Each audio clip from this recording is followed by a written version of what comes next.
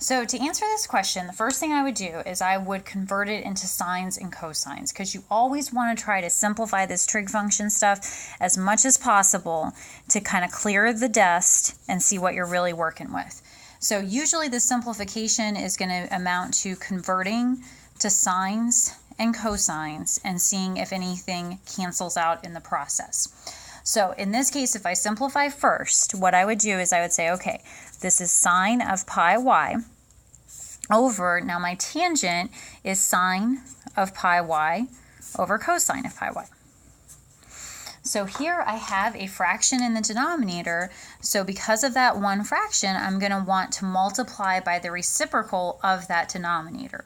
So in the simplification process, I'm going to have the sine pi y, the original numerator, and then multiply by the reciprocal of this denominator. So that will be cosine of pi y over sine of pi y.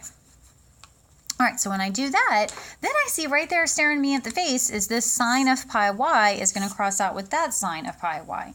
And so really what I'm looking at is that f of y is equal to cosine of pi y. Now, when you look at cosine of pi y, is there any denominator in sight? No. And so that means that this function is continuous for all real numbers, for negative infinity to infinity. So it will be continuous, of course, at the y is equal to 1 value as well. So here simplification really saves the day, because if we had set tangent of pi y equal to 0 from the get-go, we would have had a whole other conclusion. But really that problem denominator cancels out, and we're looking at cosine. Remember, sine and cosine, those are both continuous functions for all reals, so this will be continuous from negative infinity to infinity.